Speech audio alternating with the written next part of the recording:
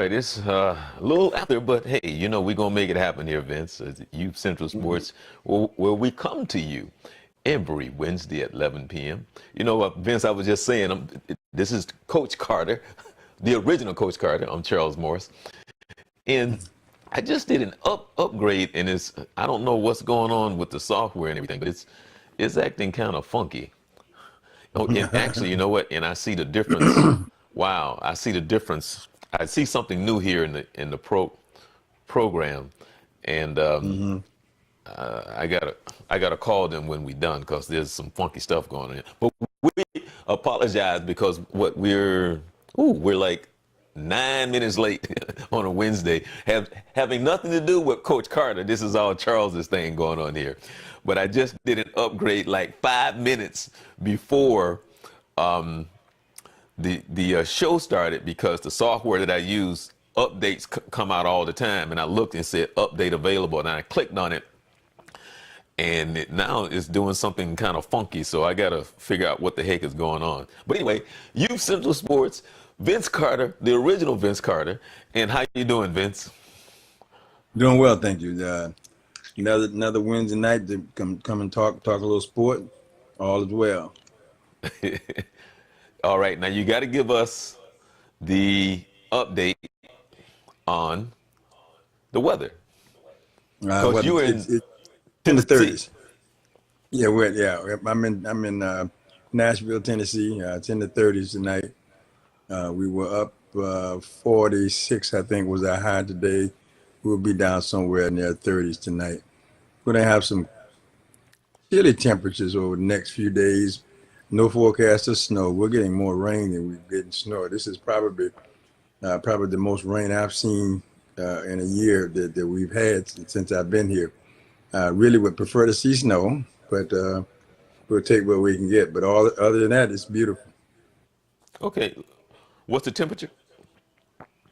Right now, I think it's around 30, about 30 degrees. Okay. Well, the last In time my that we area. talked, I think you said that you had 2 games left in your season. Have you played the 2 games? Because I know you had one, but did you play the second one? Yeah, we did. The first game that we had right after the show that we talked about, for that game was an absolute 100% debacle. We blew it up and played the worst basketball I had seen us played in a year. We lost the game 61-38 against a team that we had beat previously. Just really had one of those things in sports where it's hard to explain, but one of the things that we look at is that we had every opportunity to go out and play the game to the level that of the expectation of the team. Not even talking about winning and losing. We didn't even look like ourselves. And it was a very disappointing loss. Not so much from the fact that we lost, them. It's our performance, which was very troubling. You take a win and a loss, you take it the way it is, but it's the way you play it. And it was very poorly done. Mistakes that we normally don't see, things that we thought by this time of the season would be non-existent. So we had a few days to come back and sit down and take a look at it. Had some, got a chance to get a practice in, and we went out and played the last game, and we won by 30. So we had a complete turnaround from that disappointing performance on the floor to a much, much better performance. And just so happened that performance led us to a win. So we're ending our regular season at 21-6, and now we're going into district play. We have a game Friday, and then one Saturday, and then one on Tuesday that we know of at this time. So new day, new season. We're starting over again. Okay, now for those who have played sports, been in sports, on certain nights, like you're talking, and sometimes it's a carryover. And what I mean by a carryover, I don't think I'm putting it right, but when those nights come, and what I mean by a carryover is that sometimes you have some bad play, and then it carry overs into more bad play, and you just Right. can't seem to get away from it, and it just escalates. and then it's Mm-hmm. just like one of those nights you'd be like, oh man, it's going to be a long night because nothing seemed to be in sync. You try to recover, you try to call the timeout, you try to get them to focus, but something about that night, that day, that game, that just everything just seems out of sync. Just like in certain games, you'd be like, man, everything clicking tonight, everything clicking tonight, and then those nights you'd be like, man, what is going on?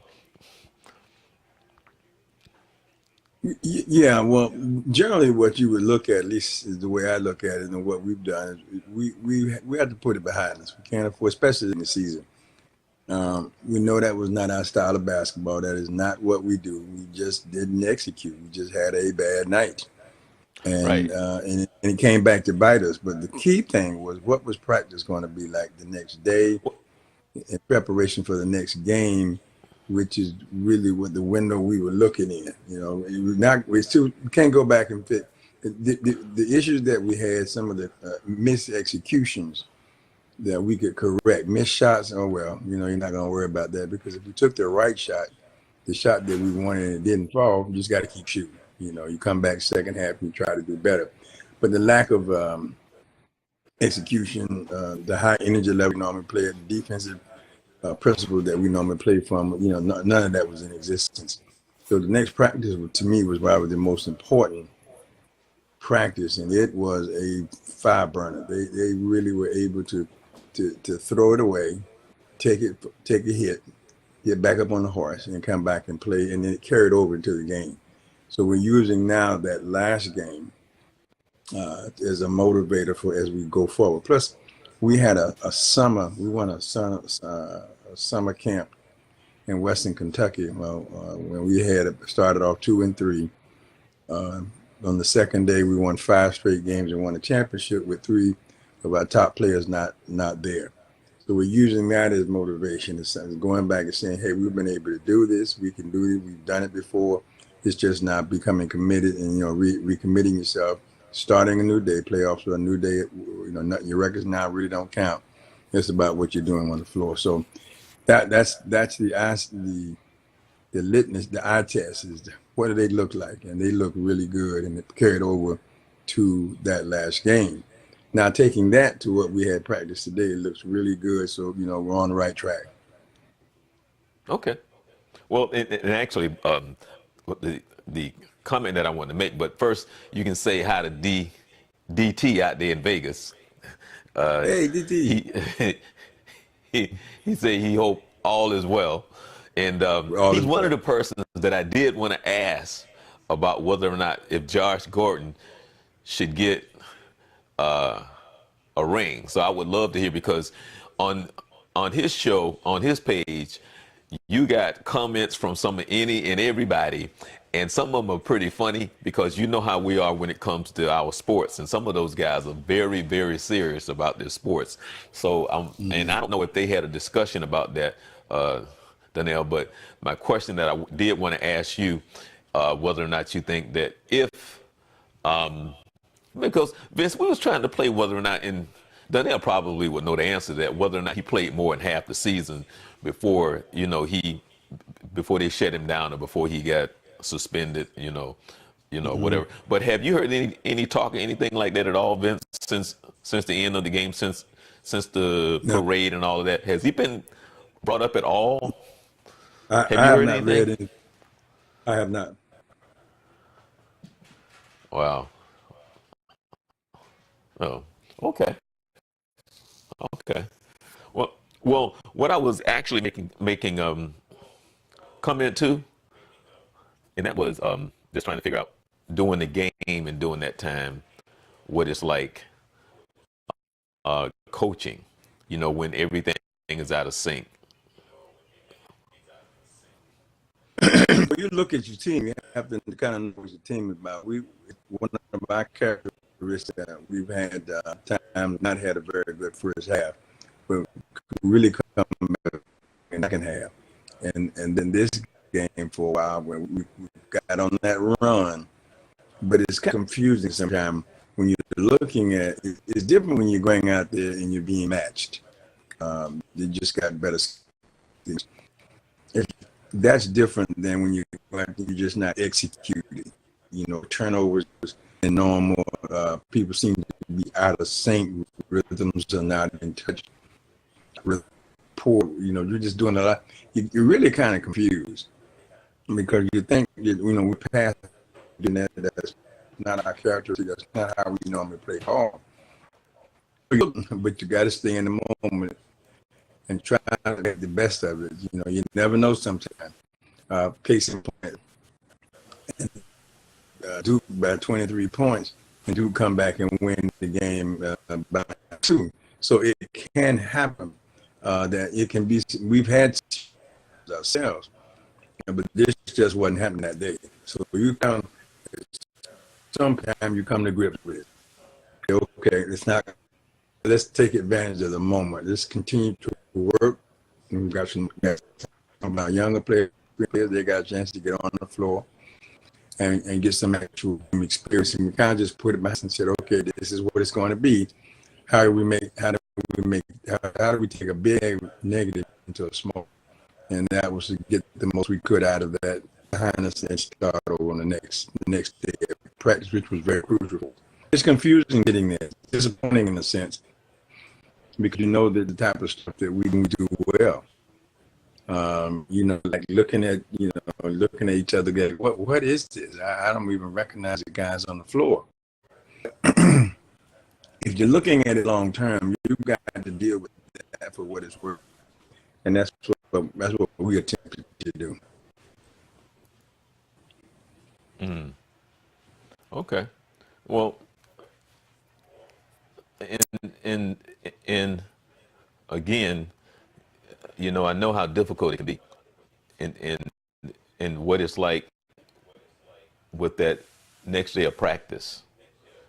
How enthused and usually the energy's up, and they seem to be a little bit more focused. In some cases, yes, and I give you an example. When we my first year here, we were our first 12 games. We had lost straight 12 games in a row. Not by large margins. We lost by 5, by 2, even lost one game by 1.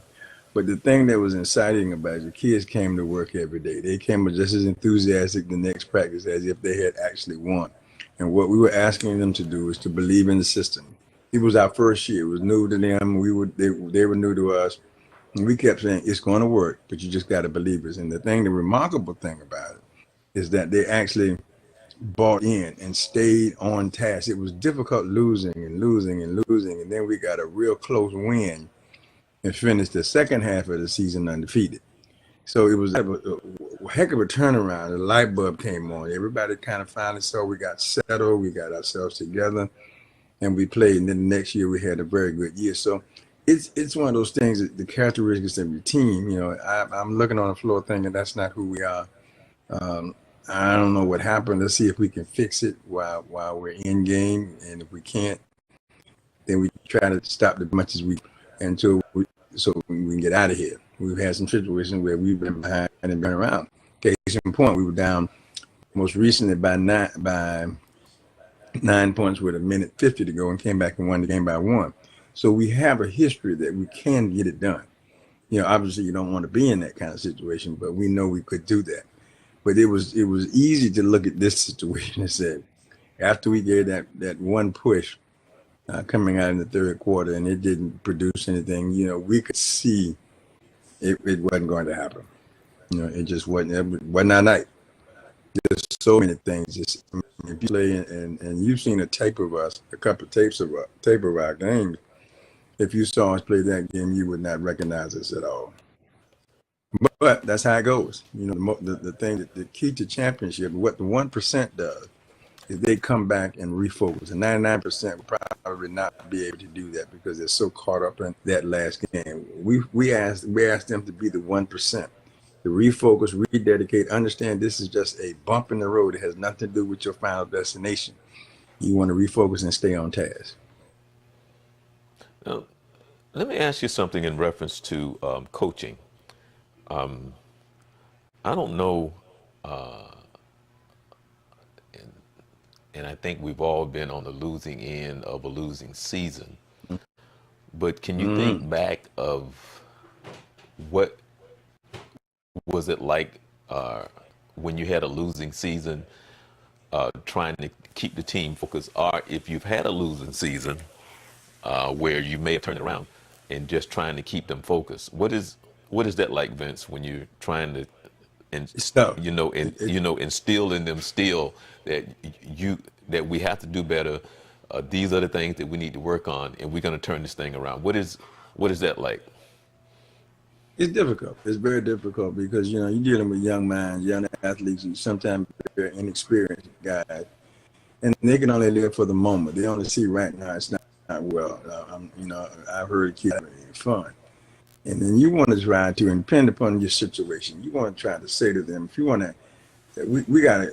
It's going to get better, and and they got to see that. They got to see your practice is better. Maybe you change the way practice goes, so they see something different. They feel a different. You want to build confidence because a lot of time players trust their confidence is in the coach.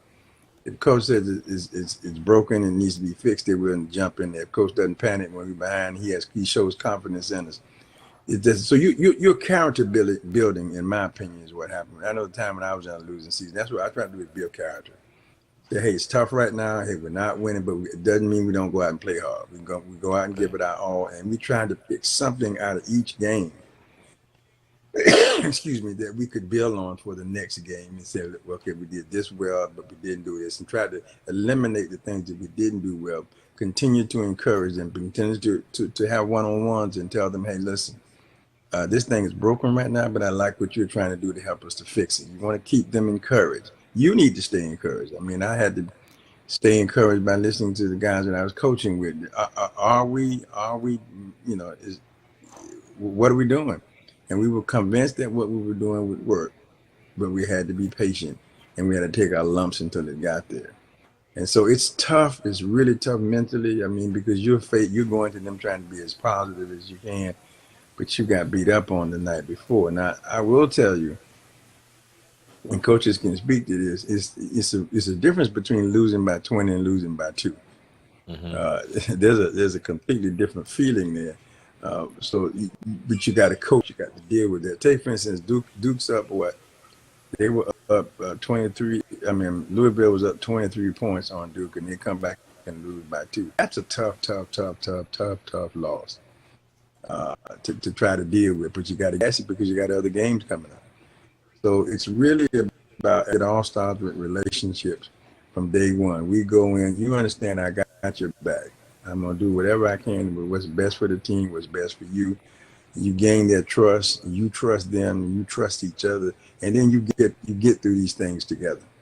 And while difficult, just like life, it's difficult, but we find a way, you got to be there with you to help you get through, and that's what we're doing for each other. I'm helping them, they're helping me as we work toward changing it, getting it right, getting in a situation. And I'll tell you, Charles, a win's an awful lot. A win can clean up a whole lot of things. Gives you that motivation to go forward. So I've been through it. Didn't like it. Wouldn't necessarily want to go through it again. But I understand how to make it work a little bit better if I was in that situation again. But let me ask you something in reference to what we're talking about. Do you have a season that you remember that it may started out a certain way, like you said, you started out losing? Is there a particular season that you remember that this team turned it around, where you thought, well, I don't think this is going to be a good season, and it ended up being like totally different than what you may have expected? Well, I think when I first arrived here, that very first year, we anticipated that it was going to be a much better season than it was. And the first half of the season was just absolutely horrendous. It was terrible. It was a disaster. But again, we kept saying, it's going to get better. It's going to get better. Let's keep working. Let's keep working. The kids were resilient. I mean, they came out every practice, and you would have thought we won that last game. And here in the district you play your district opponents twice. So the first time around, we had as I indicated, just a terrible time. But the second half around, we had a much improved. Went 8-1 on the second half, so that was a huge character builder where we met expectations, if you will, because that's what we thought we were going to be, that kind of team to start with, but it didn't quite work out. But we didn't give up, and more importantly, not the coaching staff, but the players didn't give up. The team kept fighting. They wanted to believe. They believed. They saw little moments where we did this stuff was really good. We had a moment or two where we played the kind of defense that we talked about we want to be. We saw a moment or two where we saw we were kind of offensive team we wanted to see. We wanted to be. So those were character building moments that really helped turn that season around.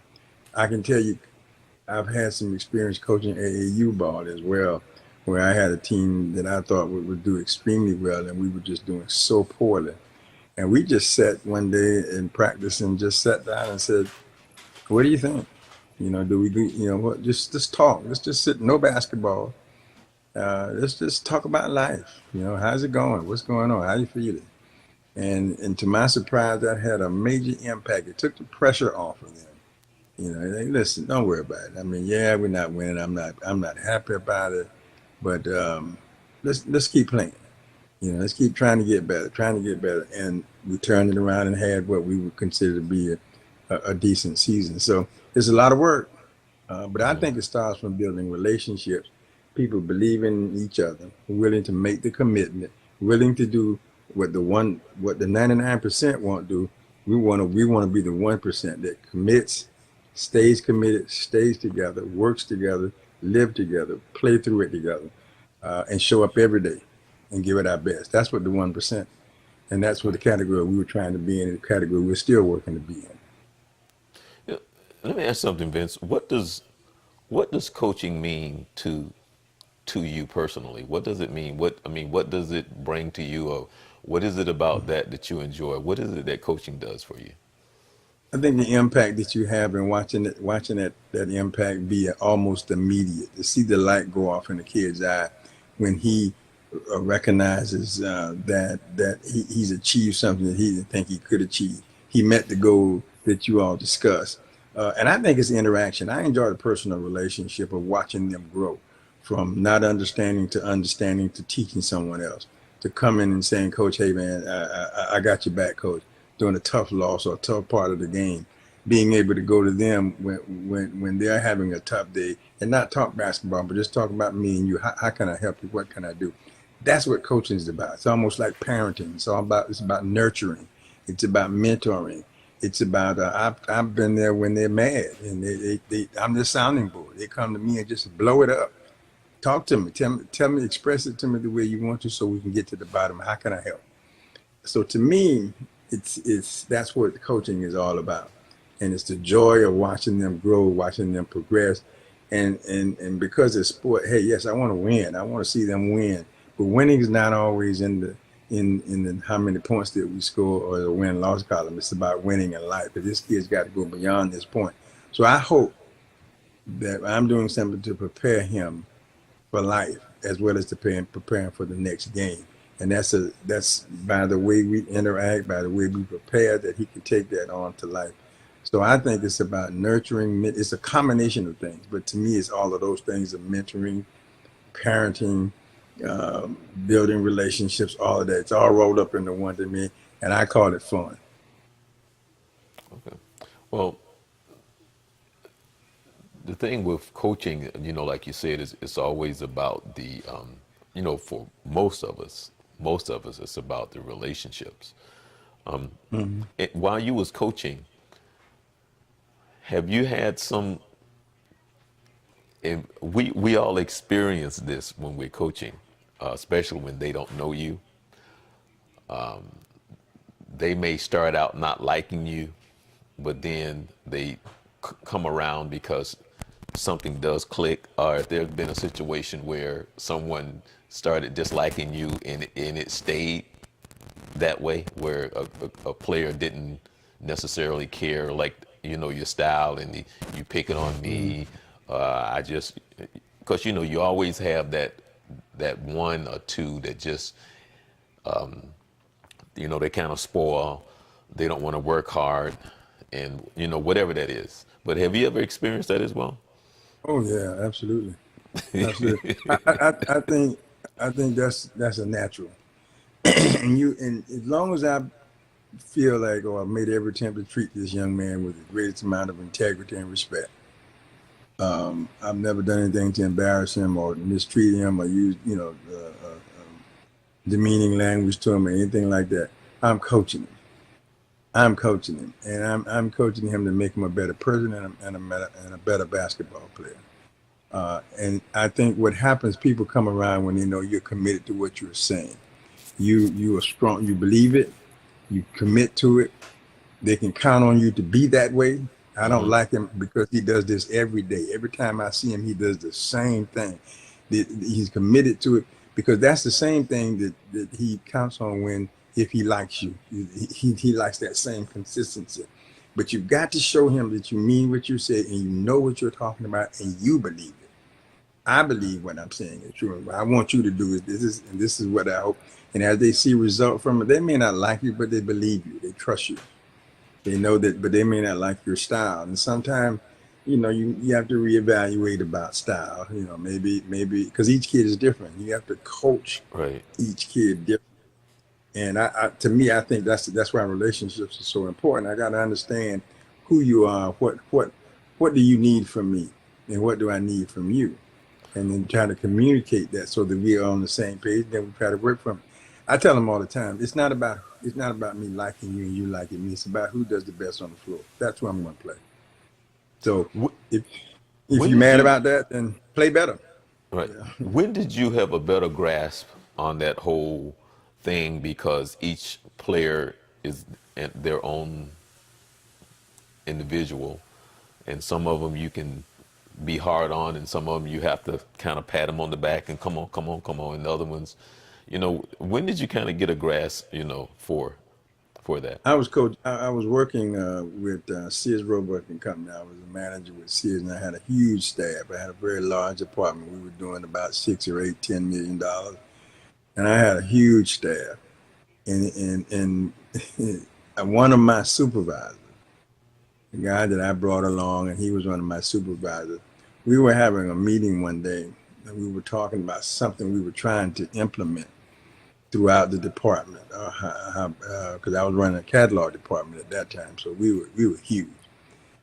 We had 40 some staff members, and I had built a management team to help manage that effectively. And we broke it down by department and so on. So my lead supervisor, where we were sitting down, and as we began to talk about what we wanted, he began to break that down about how we would present that to certain people based on what their job was and who that was. And I'm sitting there thinking we're just going to present, a big broad stroke, but I turned the meeting was in his hands, so I just simply listened to him because we had already discussed strategy or what the goal was, and he kind of sat down, and as he was talking about it kind of made sense. I was thinking, yeah, because I can't go upstairs to the ladies in catalog and say the same thing that I say to the people down on the desk, down in the sales floor. And I can't talk to the telephone people the same way I talk to the sales floor. I can't talk to the delivery and the receiving department the same way I talk, so it kind of rung. So at that time I was coaching football, and I took Right. that premise to the football field, and it kind of made sense because I had some kids who were highly motivated. All you had to do was give them a quick pep talk when they were at the top of their game. Others not moved at all. Right. They just weren't moved, but they were ready to play, but they were not rah rah people. And I had to learn that through experience because I was a rah rah person. I thought everybody should be hyped up. Let's go. And I'm ready to tear down walls Right. because that's where I came from. But I noticed through experience, there are some kids who were just as hyped, but just didn't show it that way. They showed it when you blew the whistle. And then I tried it through other management opportunities that I had in managing and working with people, and just perfected that. I got to know you in order to, because I had a situation where I had 4 people in a room. They were having a disagreement.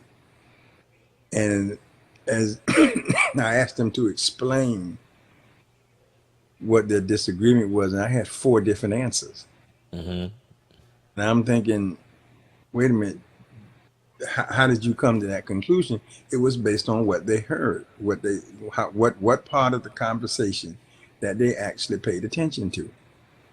And through trial and error, I began to understand I got to deal with you one on one first before I enter through a group concept. I need to understand we communicating to each other, and what's your point of view, so I know how to deal with you. So over time, I developed this. It became a priority to me was to build relationships first. Let me understand who you are, then I know better how to motivate you. You got team function, group functions where you just everybody's in there. But when I really want to get a motivated situation done, I go right to the individual and sit down and have a conversation with them and understand, and kind of give them that, listen, this is what I need you to do. I need you to do that. So and then I just took it it became a part of my persona, if you will. It's a part of my natural narrative and the way I look at things and what I say. And it is just one of those things I do. Well, I got my list here. There's a couple of things that I wanted to kind of go over real quick, and I know you got some things that you want to go over, but I did see that Austin Rivers is still with Houston. We was asking whether or not he got traded, but I looked There up and was, be yeah, like, oh, he's still with Houston. I don't think that was a pending situation. That obviously the deal did not go wanted to. So he's there. He's played very well. I think his role is going to change since I think CP has returned, Right. and that's going to change his role. But he really had, from what I understand, his stock went way up. He played very well and contributed a lot to to the success that they had. So it is perceived that they would like to keep him. But hey, trading is not about all the time about how poorly he played. Sometimes it's about dollars, and sometimes it's about getting the right fit. Right. Yeah. Have you heard about Brown? Your boy Brown want to leave the Steelers. After being there for 9 years. And Antonio Brown, Yeah. yeah, I kind of expected that, and that might be the best situation for everybody involved. Is just get a clean break and let's start over instead of rehashing it and dragging up old wounds and everybody being mad with one another. Let's just scratch it and go ahead and start someplace else. Yeah. I And would then like. I had heard some of the sports talk shows talking about how, Pittsburgh is the right place for him. They treated him well, but today's athletes are a little spoiled, and then he put himself in a situation where things kind of blew up, probably bigger than what they wanted it to. But he's been playing for 9 years. I don't know if he's on the decline because his numbers. I think they said over the past few years he was always in between the top three, but I think he was 11th in the season this year, 11th. But he was Mhm. always in the top three in receiving yards. So I don't know what they're saying is that is he on the decline now, but only time will tell. Yeah, because he wanted a new contract and all of that, and maybe some other team will pick him up who may need his services. He may not be a fit for Pittsburgh any longer in terms of what they're trying to do. Certainly, personality clashes and those kind of things they do play a big part in team chemistry. I think he still has a little bit more to offer. He may need to be in a team that needs what he's offering now, what he's available to do might fit someone else better than maybe in Pittsburgh. And let's be honest, there might be some old history in there too about all that confusion that they've had. So interesting, but because some big money there, there's some big money involved, and they might be looking at moving their money as well. Oh, I see where Isaiah Thomas is supposed to be playing his first game for Denver. I think Yeah, I saw a little bit of tonight. that earlier that he was back. He's been out for quite a while. It's great to see him get back. He may be able to really help them a lot for what he his style of game. But I think the question is going to be, where is he? Where is he in his game at this stage? How good did his rehab go, and how prepared is he to play? Will he be the same player? Probably not. It's certainly not right away. but long term, he could possibly be that player. Or if he's not, how's that going to fit? Yeah, interesting how when he was there with Boston, he was almost like an MVP candidate. Then the injury, and then he just kind of, when he went to the Lakers, and I think he went to Cleveland, da da da, and he Yeah, just haven't been quite the yeah. same since that injury when he Uh, was in Boston. yeah. That injury plays a huge part in your performance, obviously. But I think also it's the chemistry of the team, it's the style that they play. How well does he fit in with what they want, and what contribution can he make? Sometimes on paper it sounds really good, and we get on the floor together and it doesn't work out as well. And I think there for a while at the Lakers, I think he made a statement one day that when his contract was up, they might as well back up the Brinks truck, because he was going for big dollars. Right, And unfortunately, he got hurt, and that has not occurred. right. So that's a difficult situation. Obviously, he's not playing at that level, but it's not saying he can't get back. Only his determination will be able to be the deciding factor, is how hard does he want to play. Now, reality is set in. Excuse me. I think reality is set in. He knows what his limitations are, and and how much, and he actually knows how good of a player he can actually be. A lot of that has to do with how he feels about himself. I'm interested to see exactly how he does over. Well, I heard Denver is supposed to be a sleeper. That they're supposed to be strong. I mean, they should be strong at the end of the season going into the playoffs. So they might be a sleeper that people They may not be could. looking for Denver to go They as far could. as It's they highly are possible. going to go. So That's what trade. That's why so much trading was going on. You look at Philadelphia; they definitely got stronger. They are very strong. Here's a situation you might want to take a look at. You look at what Magic Johnson, the Lakers were proposing to do, was to move every player they had was available to be moved except LeBron James. And in the aftermath of that, one of the conversations that I heard is, what do you tell the player now that the trade didn't go down? They all were on the trading block. What did you say? It was interesting. Magic Johnson's response was, "They're all. This is how it goes, and they'll get over right, it." And I'm kind of thinking, yeah, you're probably right. It might not go quite that smooth, but that you're right. That's what you get paid for. There's no guarantee. You don't dictate it, and a lot of times they're moving you because it's best for them. It's best for somebody else wants you. They just got to regroup now and get back and go back and play. Because he said, and we're going to trade some of you. Some of you will be traded. yeah. But That's just life in sport, professional Vince, sport anyway. the other way of looking at it, which I often think about this, with those guys are part of very few in the world. Yes, And your job is to go out and play. That's what you get paid to do. that's what you get paid for. Get paid And to do. so there's nothing new under the sun. This is a business. This is a very unique situation that you have been blessed to be part of. Mm-hmm. And your job is to go out and play, no matter where you go or who you play for. Now, sure, you want to play for this team, that team, but if the team says we want to trade you, I'm still thinking like I'm in the NBA.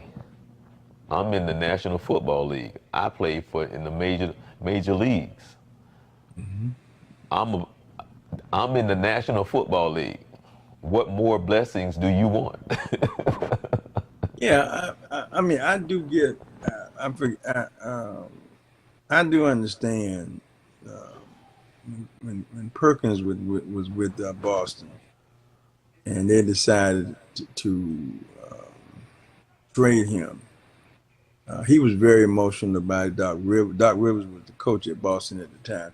He didn't want him to go, but it was business. It had nothing to do Right. with personal. It was personal, and they cried about it. I mean, the team was upset. Yeah, He wasn't I get angry, that. but he was I get that disappointed. part. he was very disappointed. He didn't want to go, but he understood. Hey, I gotta lace him up someplace else. Man, Doc expressed that emotion, that family that they felt, that connection that they felt. But hey, we got to lace them up, and that's that, and that happens. And I think maturity in the game, maturity in your life, help you to better understand that. Younger players become attached sometimes to a location or a team, and yeah, you'd like your career. See very many players actually getting a chance to do that as much as you once did. So it's inevitable. In some cases, you're going to be traded, and being traded doesn't necessarily mean that you've done a bad job. Sometimes you've done a good job. That's why you're being traded. You're an asset to someone. Someone wants to have you.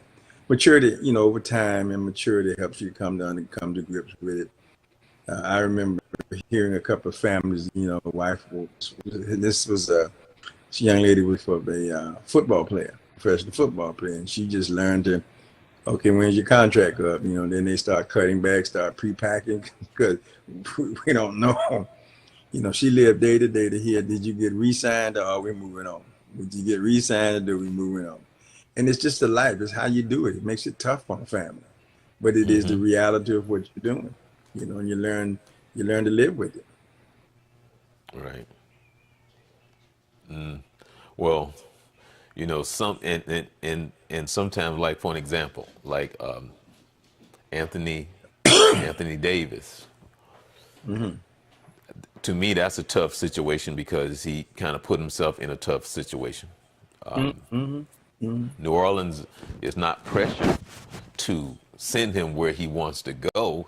They're going to do what's in the best interest for the team.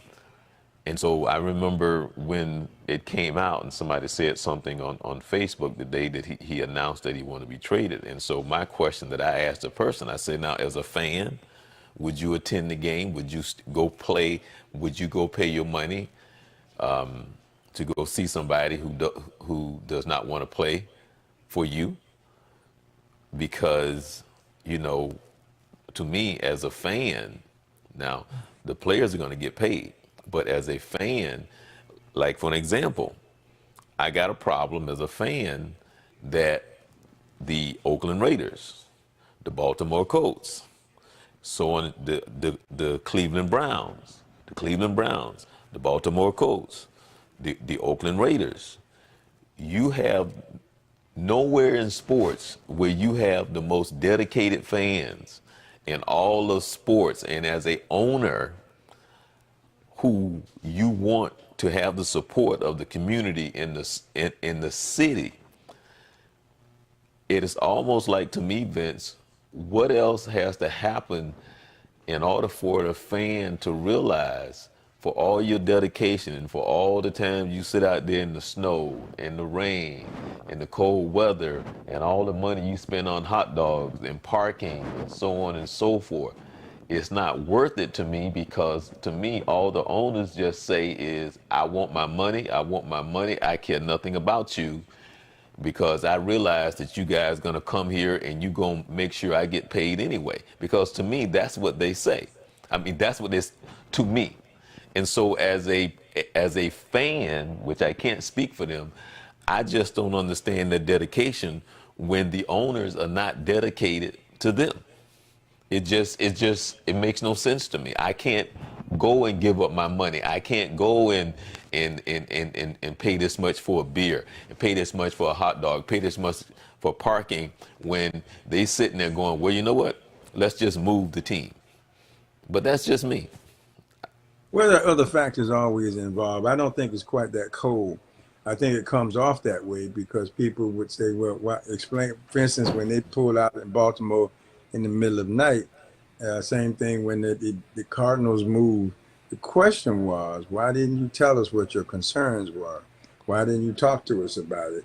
And this guy's making a business decision for himself. It affects a lot of people. That's true. That's no different than any other executive or senior management. And because it's sports, sometimes we tend to think it's not that important. Well, he got payroll to meet. He got mouths that need to be fed. People's jobs are at stake. He's trying to put himself and his team in the best situation. What I have an objection with too sometimes is the way it's done. I don't mind hard negotiations. I think if you want to sit across from somebody and say, "Hey, listen, here's what I want. I want to try to come to some kind of compromise," I'm okay with that. You trying to do what's best for your team, I'm okay with that. But as if you're in this city, let's work together. I still think this is about relationships. It comes to me, life is about relationships. And because what happens, situations occur as you indicated. Your view is it's real cold. It's not personal. You don't really care about me. When in many times it's quite the opposite, but it's necessary to be done. I think the method in which they use sometimes I don't agree with. I don't. Again, I'm 100% in support of negotiating.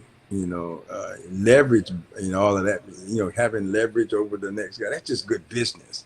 But to sneak out like that, and if you have a demand and you don't even tell the city that you're in what your concerns are, but you just, that's I think is wrong. Because again, it affects people's jobs, not only the fan base, it affects those people that are working there. But what we sometimes forget, because it's sport, it is business. There are dollars and cents, there are profit margins that have to be met, payroll has to be met. People's lives are on the line, and sometimes we think it's just a cavalier approach, and it's not. It's business, and it's big business because there's a lot of dollars involved. So but it leaves a bad taste in people's mouth, and I understand it. I kind of look at it differently. I'm disappointed sometimes, but I understand you got to do what you got to do to survive. But I don't think you have to trash each other. I don't think you have to fall Man, out over it. I You don't mean, like you want to move. You go to the city. Just like when the Golden State Warriors said we want to build this arena, he went to the city and said, "Hey, listen, how can you help me? How can you help me do this? Let's do this for our fan base, for the city." So they built this enormous arena, a beautiful thing. Magic did it with their new situation downtown. Now they're building that $100 million entertainment complex across the street. From that, they took over all those people's business, and they're going to build that thing. They've actually I think it's confirmed it's going to take place now. Big impact to the city. It's got new jobs, more jobs. Is it strictly for the city? No, it's a combination of what's best for the city and what's best for the team. That's business. Business is impersonal sometimes, and I just think sometimes we need to keep in mind it's just business. oh, It doesn't well, always well, look good. It always doesn't feel good. well, that part I get, Vince. I get that hope. But what I'm talking about is that I'm talking about the fan The fan who, has a right, but the fan is just a fan. You can change your ownership as a fan from one team to another. You don't have to. People loyal because they want to be loyal. They take what could be considered to be abuse because they want to. A Cleveland Brown football fan to me is probably one of the most. I tip my hat to them. Those guys got take a beat and they keep coming. They keep showing up. They're loyal to a fault. I I'm I don't just like the understand. Cubs, the Cubs are the Yeah. same way. I'm not knocking them for it, but I'm just saying, you guys are not winning, man. When we gonna win? I mean, it but it was but it that's was the point, so great though. when the That's the Cubs point. won, but the Cubs are like, well, you know what? We really don't expect to win, but we come out here Yeah, anyway because we just love singing at the seventh inning. Take me out to the ball, whatever, But but I don't know. you It's got just loyal that fans the though. Cubs People just want are just they great want to be involved fans. in the game. Yeah, they just fans. They just like these are baseball fans. Now for me, that wouldn't work because I'm not a huge baseball fan. So if you aren't meeting my expectation, I hate to put it that way, of entertaining, and I'm like, okay, because I'm not a huge fan, it's easy for me to disconnect. But now on the football and basketball side, I might sit there and watch you lose every game because I connect to that. I can but get that. Now I'm disappointed. I'm saying, God, I mean, come on, guys, let's win a game. But well, people enjoy going to the event for some reason. I'm not And I say some reason, I understand why. right, But but that's a fan. And that's right, what but makes yeah, you a fan. and that's my comment. I'm not necessarily talking about the sport itself. I'm just talking about that dedicated fans like the Cubs, like the But Cleveland I'm saying, Browns, and but even the Oakland but it is the Raiders. sport. It is Right. the sport. I mean, I would not be a loyal fan to any hockey team. I don't care if they went undefeated because I'm not a hockey fan. not appreciate the fact that you were undefeated.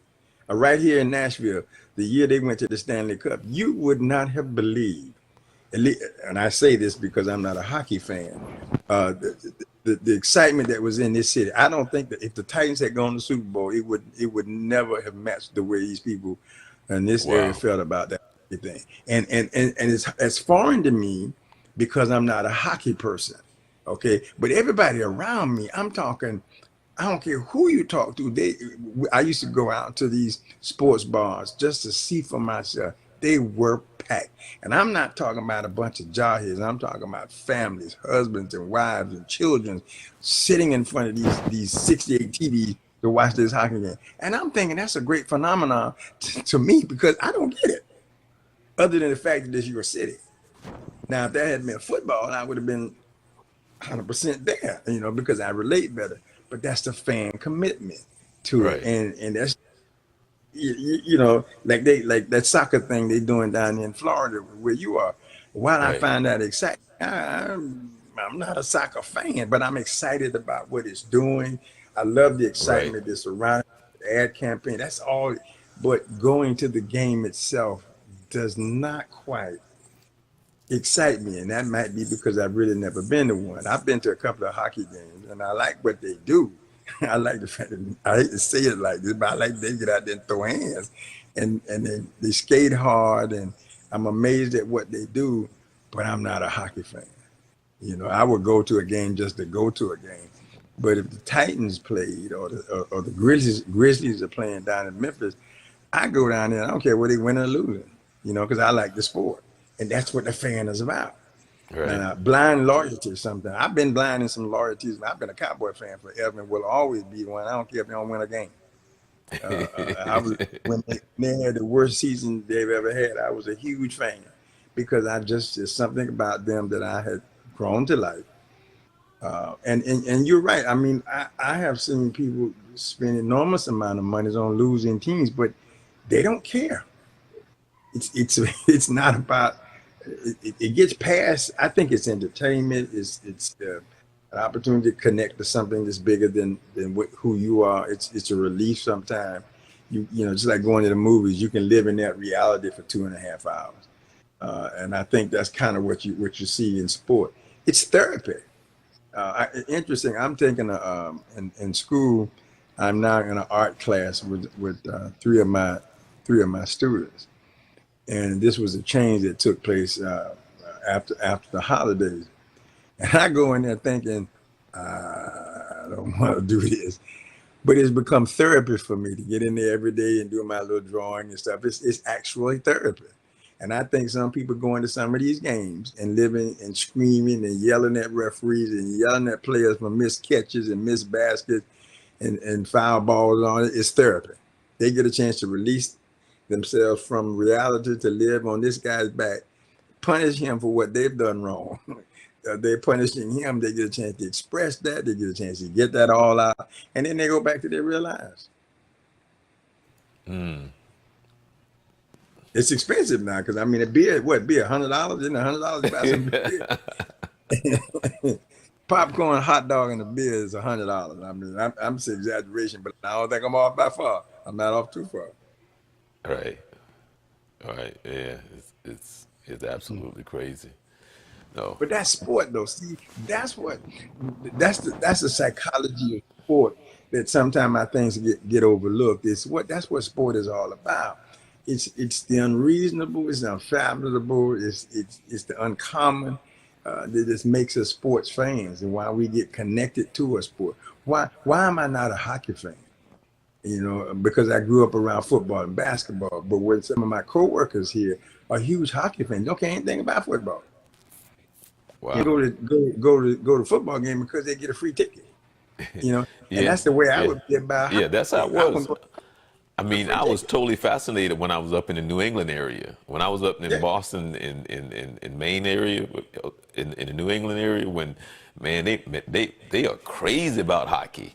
I mean, they love it. woo, and and I and like and don't go to Canada because you have to been there. back then you had to go way in the back to find other sports stuff because all the hockey stuff is out front. Oh yeah, yeah. I was up in Canada a few years ago. Look up in April. I was looking for uh, winter stuff, but they already made the switch to spring. I saw all this hockey stuff, and I'm like, y'all ain't got no football stuff, man. Yeah, Y'all ain't got no basketball. So he said, oh yeah, it's back over there in the yeah, corner. I it's said, back over what? there in the corner. What do you mean in the corner? I go back there and you got 6 hats, but you got 400 hats up front that got hockey on. I'm like, okay, but that's sport. That is, in essence, I think what sport is all about, is that kind of blind loyalty, that competition, and we live competition through other people. A lot of people live and die by their favorite player, I mean, whether he has a great season, a bad season, their favorite team, or whatever. It's kind of fun. Right. Um, uh, I get it though. You know, I'm a big Carolina fan, and we dropped that game the other night to Virginia. I almost took it personal. You know, I was hurt for a minute. Then I realized, wait a minute. Oh, I got my own situation I got to worry about. You know, Well, but but that's the fan. I mean, you know, but see, Charles, I think that's what when you look at sport, that's what we have in life, how we get committed. What drives us to get up and go? Why is somebody successful, more successful than one person than the other? And I think it's about the drive. It's about the oh yeah, relationship too. yeah, yeah. Uh, I I had that had a conversation great not too long ago. yeah, I had a great motivational speaker today with a football coach, and he introduced what he was talking about: living emptying your bucket. You know, you don't leave till your bucket is empty. You know, and that thing struck home to me. You know, and what's important now is win. What's important now is win, and we talked about that. You know, what's important now is that's what win is. It's important right now, not next week. What's important right now, and emptying your buckets. Those kind of things had me all fired up, and we had that before practice. I was wide. I said, Coach, give me a uniform. Give me a uniform. I need to play. You know, so but that's life. You take that same thing. Walmart used to have their group. There's a group sales meeting, and they bring everybody. Thought that was crazy, but that's a sports fanatic. That's a sports thing. They got everybody all charged up, rallied them up, threw numbers at them about their accomplishments, and here's our goal, and here's what we did last year. Here's what we're doing this week, and those people were so fired up. When you come in the store, they weren't selling to you anymore. They were inviting you to participate. You know, and a great philosophy, and it's worked out for them over the years that they're probably one there. That's why they're the number one retailer. Well, and now Amazon's doing the same thing, just doing it differently.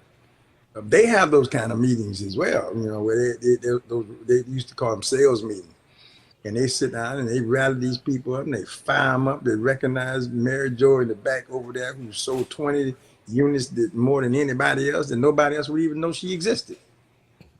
You know, and that kind of stuff. That's just the human. That's playing to the psychology of person, which is a sport. In my opinion, one of the things that sport does, and I think it carry over. In my opinion, carries over into life.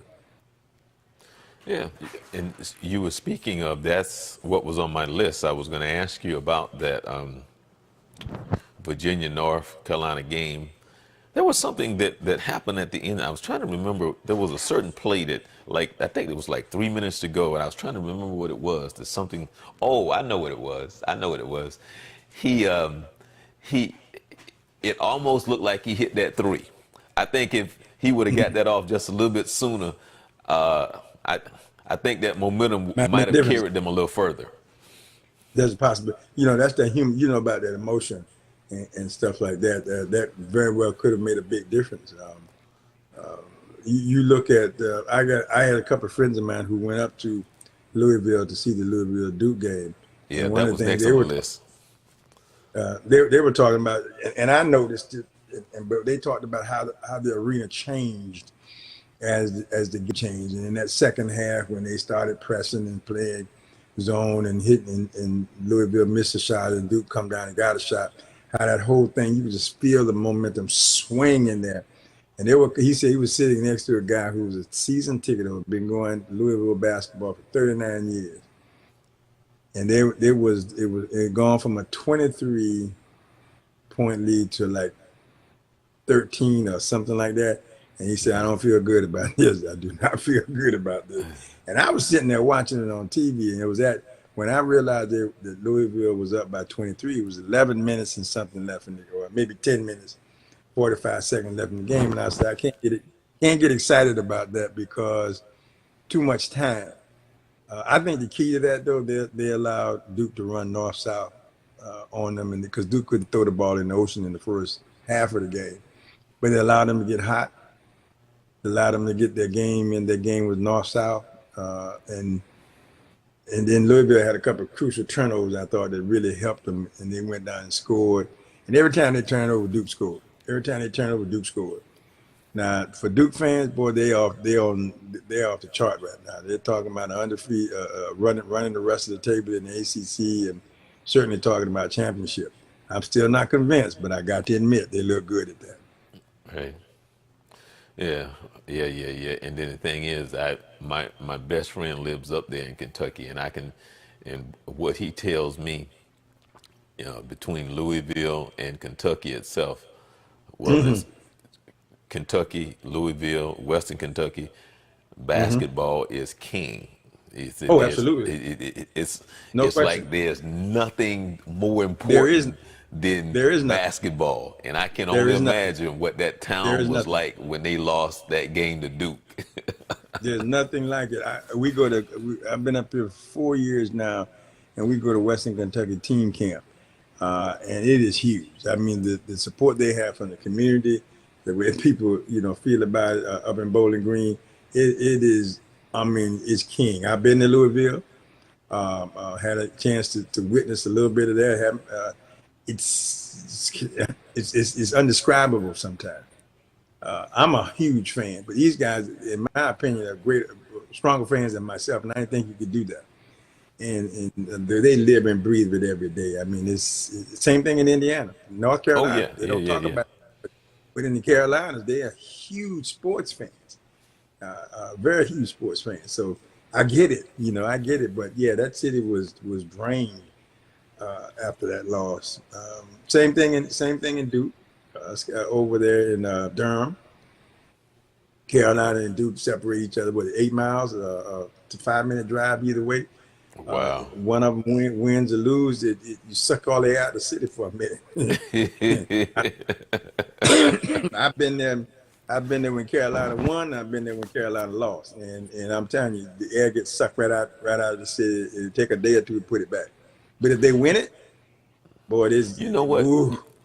You know the funny thing, back when I was younger, when sports was everything to me, when it was like everything, because being that young athlete, and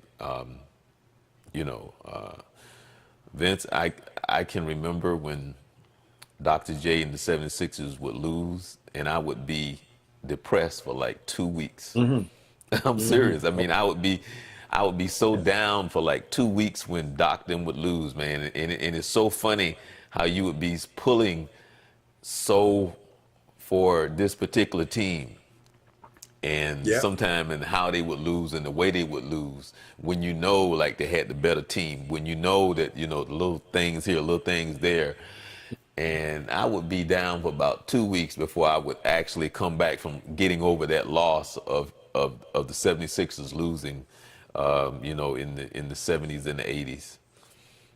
But today's kids are a little bit different though. They don't live much live ball, in my opinion. What I hear and what I see is everything is on video. They play fantasy sports, so they get a different relationship with players than I think you and I may have had. I accuse them, particularly in the basketball arena, that they don't play enough basketball. Oh no. They don't get out and play enough, actual basketball. They do a lot of video gaming and all that. Well, I think that stuff has its place, esports, but still, it's just not enough, because there's certain things that you learn from actually getting out and playing. You can appreciate that. But they're different kind of sports fans. I listen to what they talk about. They quote a lot of statistical data because that stuff is available. When I was growing up, it was a baseball card, football card, or whatever. But I guess it's the same thing. It's just more electronic now. But it's a different kind of fan than I think what you and I are used to. Yeah. Well, what did you think of the NBA trade? Any surprises? Anything that make you go, whoa? Like, well, The that was dumb. 76ers got strong. I think the 76ers really helped themselves tremendously. Uh, I just see, and I see where the Hawks came back and bought out Jeremy Lin so he can go to Toronto, which I think is going to be big. Where the Gasol guy, Mark Gasol out of Memphis is going up there. They're getting ready to be a very strong competitive situation up there. The Laker thing, they said they wanted to be patient, but then I think they decided that they didn't want to be patient. They want to go ahead and try to put that number two top athlete in there right away. And actually, I understand there's some conversation trying to put two of them up there. That's a little bit different for me. I don't know how that's going to work out, but nothing other than nothing. The 76ers situations. Oh yeah, and what that. Mavericks picked up a couple of new bodies down there. Other than that, some of the stuff that they talked about did not happen. But I think at the end of the year, with the amount of free agent money that's going to be out there and the number of free agents going to be there, and a lot of teams' cap money is going to be huge. That's when you're going to see a lot of trade. Interesting though that the Jeremy Lin situation with the Hawks had been talked about. They could not make the trade. So what they did was they bought him out. They discussed the buyout. So and they've come to an agreement, and they're going to move him in the next. I guess that's going on now. So that just goes to show you if they want to make it happen. There are a couple of ways that it can happen. But I think the summer is when. I'm sorry, they're going to buy when you're who going to see the block. Jeremy Lin. Oh. From the Hawks, because he was on the trading block. They couldn't get the deal that they wanted for him, so they bought him out. They're going to buy him out, and then he's going to go to Toronto. And I think this summer is when you're going to see some real trading going on. Now, were you reading any of the headlines when the Hawks beat the Lakers? Was that last? A little bit. Yeah, last night. I think it was last night. Yeah. I'm not surprised, to be honest with you. I mean, I'm not one of those persons who have a high expectations of either team, quite honestly, but definitely not the Lakers. Not people were saying the Lakers were going. The Hawks have been creeping up on a few people here and there, certain spots. They're a young team, but they don't do bad. They don't do bad. They haven't done bad at all. They've won more games than I thought they would win. Right. I didn't think they actually played reasonably well. So. Again, not being a Laker fan. They've been playing better lately, though. They've been playing better lately. They've hit a streak. The Magic, just like the Magic playing better basketball, and I think that's just a matter of, they say they're on a winning streak. Okay, we'll take that. I think that Atlanta has done pretty good. Also in the news, a hometown boy. From down in your area, Vince Carter has eclipsed Jerry West as the 21st all-time scorer in the NBA, which was a huge accomplishment. Was it Jerry West? Was it Jerry West? Yeah, Jerry West. Yeah, he just passed up Jerry West. So he's 21st on the list now. That's pretty big for a good hometown fella, right there out of Florida, right not too far from where you are. So a lot of times these guys are doing things that we don't necessarily hear about because that's not something as fans generally we follow. That kind of, although I've met some people who are that meticulous in the following of some of their favorite players, they know all their stats. But I thought that was a great accomplishment for him. Next week, I'm gonna tap you on the shoulder for about 10 minutes, to talk about your son. Because I still tease you about that thing about 3 years ago about when I said, your son going to the Hall of Fame, but there's a couple other things because I did like that picture you sent me that is talking about the different generations which has come and gone in the league since he's been in the league, and that's a good conversation to have because when you look at the players, you'd be like, oh yeah, and And it's a different generation of the NBA over the last 20 plus years. and how the right. and Hey, look, how the NBA has changed.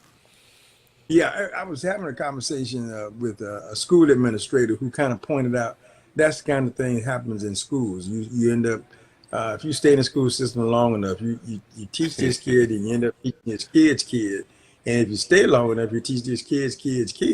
You know, and what I meant because I was he and I were standing at a basketball game, one of our games, and he was pointing out, oh yeah, this guy, this person has a brother and a sister and his mother, and I'm like, God, I never knew that. You know, I see these kids in today's environment. He's going back 20 years. Oh yeah, I taught their mom. You know what I'm saying? What? I taught their dad. You know, and then they got a brother here who's come and gone, and so that's a heck of a thing. In any whether sport or education or wherever it is to go through that generational thing. That's quite amazing. I've had that experience myself. I met a kid, some kids I had coached out of Tangelo and ran into them as adults, and I was shocked. I did two of them I didn't even recognize, and they just thought that was so funny. They said, "Coach, you don't remember us?" And I was like, "I'm trying, but I really don't." And I apologize. And they laughed, and they laughed 15, 20 minutes before they told me who they were. They said, "Coach, you don't remember me?" And it made me feel bad. I said, I'm sorry. And one of them, he talked so long to finally I picked up on his voice. I said, wait a minute, you're not. And he said, yeah, that's why I was shocked. Oh, And then he said, I wow. want you to meet my son. I was like, you got a child. So I kind of had that generational feeling myself. You know, I kind of get it. Wow. Yeah. And then that's the thing is like, because like I said, when I started coaching, Lauren was 9, and now she's turning 30 this year. Hmm. And I'm thinking like, wow, you 30. I mean, I'm coaching her son now, which is 7. I mean, Hmm. 9. Now Hmm. he's 9. But Hmm. to think she was 9 and now she's 30 and now her son is 9, it's just like, whoa. It's amazing. You know, it's a great feeling. I mean, I enjoy the feeling. I'm excited about the feeling. But you know, sometimes it's hard for me to believe I coached you. Oh my gosh, you know, yeah, I did. I do remember you. You know, and so, but to see them grow up, that that's one of the gratifications of coaching. I think for me is to Right. see that maturity, to see them grow up and go do whether they continue playing the sport or go do something else. I'm just to see them as adults and see that they are productive. And the thing that impresses me the most or give me one of the greatest sense of satisfaction. They remember something I said or something we did that I don't even remember. I don't even, but they've been carrying that thought or action with them for years. And they're saying, I remember a guy was telling me about a game that we were in and something that I said to him. I don't, I don't even remember the game, much less what I said. And he said, Coach, it made a difference, you know. And that's the kind of thing that in my opinion, charges me, fuels me to keep trying to do what I think I'm doing to help. You know, when I hear that it makes a difference. You know, a kid say, hey, Coach, you know, you said or you did, and that made a difference. And I'm like, okay, I'm on the right track. I mean, I'm trying You to know do why it you this don't way. remember? Why is that? Because you just spoke the truth. And Yeah, and and, that, and yeah. what I mean by that, Vince, what happens is when we're in the position that we're in, generally we say things that's just generally the truth about things and about life. Mm, And so, that's what you. That's, right, and so sometimes you in a situation and it's always just speaking the truth well, because yeah, that's what we yeah, do. We just speak the truth. And but for he some kind people, they pick up on it, and some don't. But just like you said, I've had some of the players come back to me over the years, and Vince, you look at them and you be like, "You was listening to me." It of. shocks you. Well, It well, yeah, shocks you. well, You be like, "What?" Because some of the stuff they I'm starting say, to listen, yeah, you was like, "You but was I'm starting listening to to me." remember it. I'm starting to remember it because I had one kid I actually remembered uh, something I did say to him. And that's one of many, not many, but I actually remember him because he was a knucklehead. And I'm talking about bona fide certificate carrying knucklehead. Stamp, And stamp, oh knucklehead. yeah, he was Stamp, stamped. stamp right here on his And, forehead, knucklehead. yeah, that boy, he was something else. And I ran into him at the gas station, and I looked at him. I said, "Now this kid here looks familiar to me, you know." But I said, "I'm not sure." And he started grinning, and he started laughing, and he said, "Yeah, it's me, coach." And I looked at him. I'm like, "Huh?" And he said, "Yeah." When he started talking, I said, "Oh my Lord, it's you." And we started talking, and he remembered the same thing I remember. He said, "Coach, you remember when you told me?" I said, "Yeah, I do remember." And we laughed about that thing, and he said, "Coach, this is my son." And he said, "You still coaching?" And I said, "Yeah, I'm still coaching." He said, "Coach, I want you to coach till my son gets up. So I want you to coach my son. I want him to have the same experience that I had." I didn't know what to say. Wow. I mean, I'm sitting there going, "Are you serious, man?" We used to bump heads like two trains going in the same direction every day, every day. It got to be a thing that I look forward to our argument, because it was gonna be one. It was gonna be an argument every single day. And he told me, he said, "Coach, I used to like that." he do stuff. He do stuff just to get me started, because once you got started, I couldn't stop. And but because I had to go, and he said, "Coach, you used to lecture us," and we used to say, "Oh Lord, he get ready to start lecturing." But it's what they remember. That's how they saw me. It was kind of funny, because that was a pretty accurate assessment of me too. Because they used to piss me off, boy, because I didn't cuss on that, but I get up on my soapbox and I take them back 15, 20 years, where they be like, "Oh no, we gonna be here all day." They started, of course, we know the story. We know the story, coach. We know the story. We know the story. Yeah, but you gonna have to listen to it now. So that's it. We laughed about that thing, boy. I said, "You know what? I knew they were listening to me. You think they'd remember any of it? They had to listen to me, because I was talking so loud to them. They couldn't help but hear me, but I didn't think they retained any of it. So that's the joy of coaching. Well, we didn't get a chance to do our 3-minute sprint, but I am going to ask you two questions anyway. Okay. Okay. What's the best Valentine's gift you've given, and what's the best Valentine's gift you received? The best Valentine's gift I have ever given. And this is probably in my mind. I'm not sure about the recipient of it, but I think a big life-size teddy bear. Oh yeah. Stuff, yeah, that I gave to my mom. Okay. And I mean, this thing was bigger than me. And Wow. I don't know how I snuck it in without her seeing it, and she used to sit it behind her favorite chair, and it looked like he was hugging her, because it was a huge thing. And that was, I think, to me, now I've done some other more extravagant stuff, Right. but that probably the best one Right. that I ever have. And ironically, the best one I ever got was a teddy bear called Tycoon Teddy. That I got that was probably the best.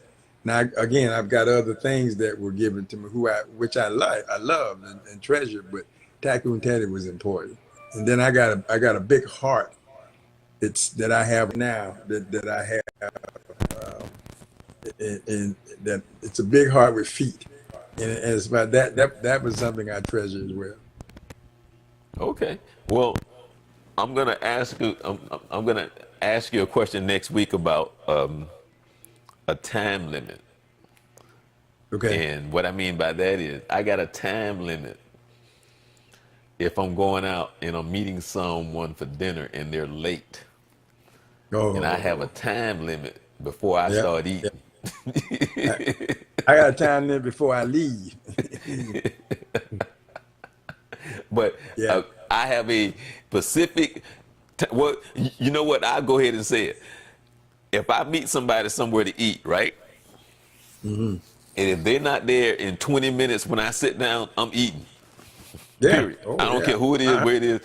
I've had people, people come in, a date or something come in, and they look at me like, "Oh, you eating?" I look at my wife. Yeah. Yeah. Oh yeah. Yeah. Now, I got a now, if 20 you minute. call me and tell me you're gonna be late, I'm gonna try to hold out for you until the time that you say. Normally, Charles, I work on a 15-minute thing. You're not there. If you 15 minutes late, either I'm going to eat or I'm going to leave. Right. Uh, one of the two. I'm either gonna go ahead and eat, or I'm gonna get up and leave. Right. And I'm 15 minutes. I'm 15, not 14, Yep. Yep. not 16, 15. Yeah. Pat on the head. I'm getting up. You can bet. If it's 17 minutes, you said that don't even bother to go because he gone already. He already gone. I hope I'm See, a stickler for this. so we on the same page. Oh, absolutely. You're more generous than I am, but yeah. Only by 5 minutes. Hey, 5 minutes makes a big difference. 5 minutes make a huge 5 minutes. difference. 5 minutes makes a big difference because I'm big on them 5 minutes. 20 minutes is too long. No, I'm not waiting 20 minutes. Now All I've right, waited then. up to an hour if they call me in advance and say, "Listen, here's what I got. Okay, go ahead. I'll Right. wait for you." Right. Well, yeah, that makes a difference. You got to call me now. Yeah, that makes the big difference when they call and say blah blah blah versus you just sitting there and you don't know and they're Yeah, I'm just not gonna running sit late. That makes all the difference in the world. there. Yes, it You know. does. Well, all right. So you say you got your games when? We have a game on this Friday, and if we're successful at that, we'll play Saturday, and Okay. then we'll play again on Tuesday. After that, I'm not sure where we're going, but that's what's on our docket right now. Our focus right now is on this Friday. Uh, we have to win that game to advance. So that's a very, very, very important game for us right now. Now, will that game be live on the internet or will it be posted I'm later? not sure about that. I won't know that till tomorrow. If it is, I'll definitely send it to you. If not, I can send you a tape after. Okay. I can send you a tape. All right. Well, let me know if it's live because I would definitely love to watch. Okay, if it is, I'll let you know. All right. Well, this is the original Coach Carter. I'm Charles Morse with Youth Central Sports, where we come to you every Wednesday right here at Youth Central Sports. Make sure that you subscribe to us on YouTube, like us on Facebook. We're on Twitter and Periscope. And with that, everyone, keep warm, be safe, and have yourself a Happy blessed Valentine's week. Day. That's right. See ya.